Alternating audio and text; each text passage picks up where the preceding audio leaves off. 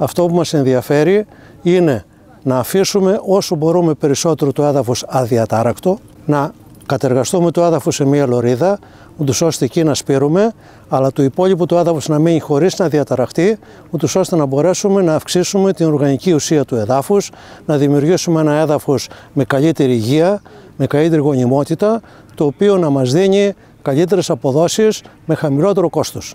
Επίσης, η μικρή κατεργασία σημαίνει ότι περνάμε λίγες φορές μέσα στο χωράφι, δημιουργούμε λιγότερο το πρόβλημα της συμπίεσης που υπάρχει κάτω από τη ζώνη των ριζών, οπότε είναι ωφέλιμο. Είναι μια καινούργια προσέγγιση, την οποία θα πρέπει σιγά σιγά οι Έλληνες παραγωγοί να εξοικειωθούν και να δούνε τα αποτελέσματα. Όταν δουν αποτέλεσμα θα μπορέσουν να πιστέψουν σε αυτή τη μέθοδο.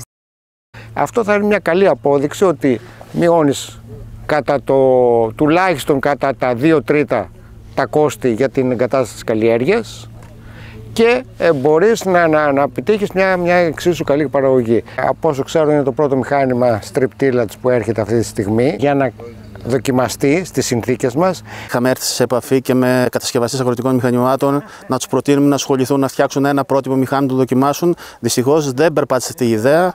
Ευτυχώς που βλέπουμε μέσω αυτού του προγράμματος που έχει προμηθευτεί το ΕΒ αυτό το μηχάνημα, άρα να ξεκινήσει να περπατάει και πιστεύω ότι στα επόμενα χρόνια θα δούμε και άλλα μηχανήματα να δουλεύουν στην ελληνική επικράτεια. Πιστεύω ότι θα έχουμε πάρα πολύ καλά αποτελέσματα, γιατί μειώνουμε το κόστος παραγωγής και το χρόνο της καλλιέργειας.